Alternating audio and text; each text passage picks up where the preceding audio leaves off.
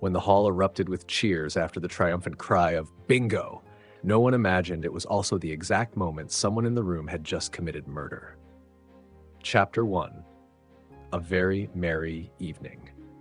Snow drifted lazily over the village of St. Mary Mead, settling like powdered sugar on rooftops and hedges. The church hall glowed with warm lights, wreaths, and strings of golden stars. Inside, the annual Christmas charity bingo night hummed with cheerful chatter. Villagers had gathered to raise money for children in need, a tradition cherished for decades. Near the back of the room sat Miss Jane Marple, her blue eyes bright with quiet interest as she observed the lively scene. Knitting needles clicked rhythmically in her hands, though she scarcely looked down at them. She never missed a detail, not the shiver of a curtain, nor the flicker of guilt on a person's face. Tonight, she noticed Lydia Crowell, the charity treasurer, bustling anxiously between tables with a tray of drinks. A woman in her late 40s, Lydia was usually composed, but tonight her smile seemed tight, and her hands trembled slightly. Miss Marple filed that away. At a front table sat Harold Fenton, the charity's largest donor and one of the most outspoken critics of its management. Wealthy, sharp-tongued, but with a strangely kind heart beneath his prickly exterior, Mr. Fenton had attended the bingo night every year, claiming, "Charity works best when someone ensures it isn't wasted." Beside him stood Reverend Lane, the gently mild-mannered vicar who organized the event. He was welcoming participants and encouraging generosity.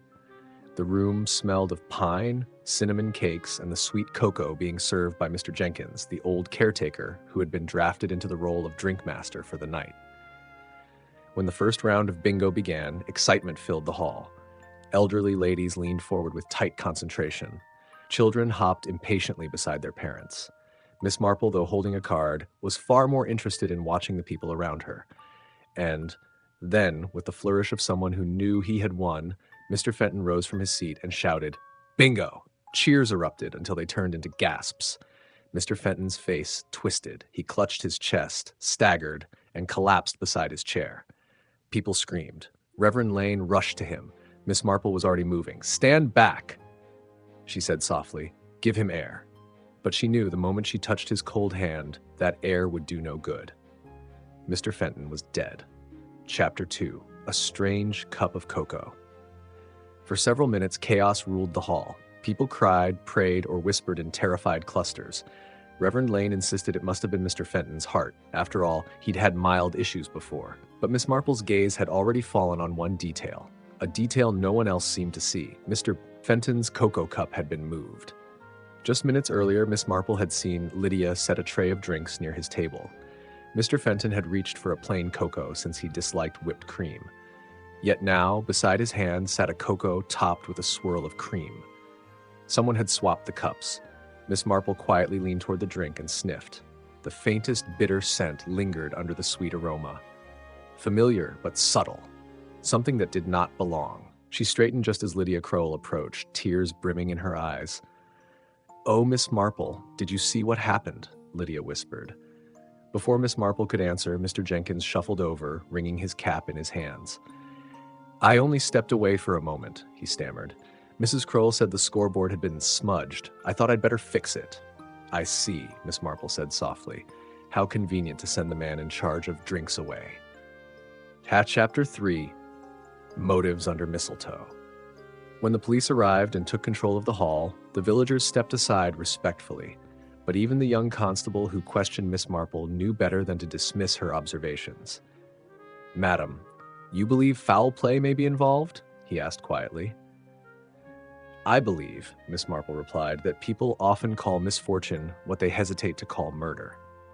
The constable glanced toward Lydia Crowell, now sitting with her face buried in her hands. "Do you suspect her?" Miss Marple's answer was gentle but firm. "I suspect opportunity, and perhaps fear."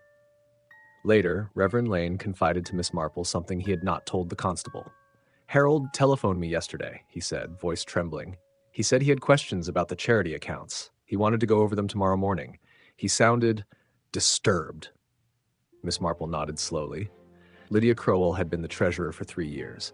She was hardworking, liked by most, but lately people had noticed she'd become withdrawn, nervous. Money troubles were often invisible, but they left unmistakable marks on behavior. Chapter 4. The Foxglove Connection. The following morning, Miss Marple visited the church garden, walking slowly along the snowy path. She paused beneath a cluster of withered foxglove plants, their tall stalks bare for the winter. Miss Marple touched the dry pods thoughtfully. Digitalis, a powerful medication for the heart, safe in prescribed doses, deadly in excess, tasteless enough to hide in cocoa, camouflaged easily in a drink with cream. Miss Marple had solved enough murders to recognize its bitter shadow. But who would know how to prepare it? A former trainee nurse, perhaps. Someone like Lydia Crowell. Chapter 5. The Villagers Speak.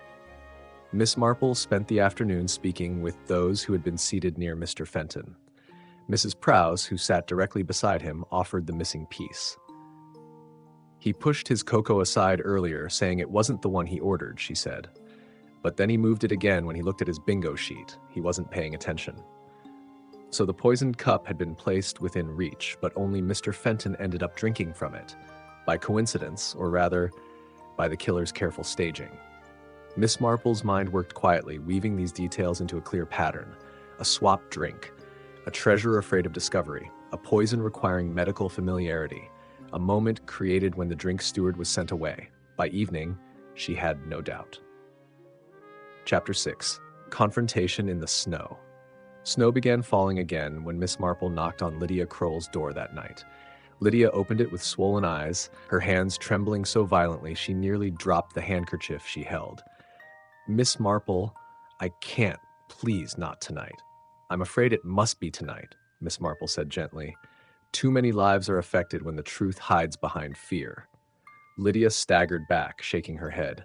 I didn't mean to, she whispered. I swear I didn't mean to kill him. Miss Marple walked inside, closing the door softly behind her. You poisoned his cocoa with digitalis, she said, her tone kind but unyielding. You intended only to silence him before he exposed your theft from the charity fund. Lydia collapsed onto the sofa, sobbing. He kept demanding explanations, threatening to go to the police. I only wanted more time.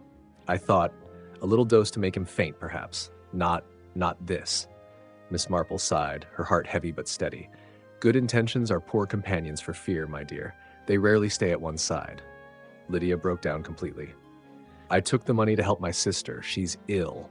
I meant to put it back, but the numbers grew, and I couldn't keep up. And then Harold found out. She buried her face in her hands. Miss Marple placed a comforting hand on her shoulder. You must tell the truth now.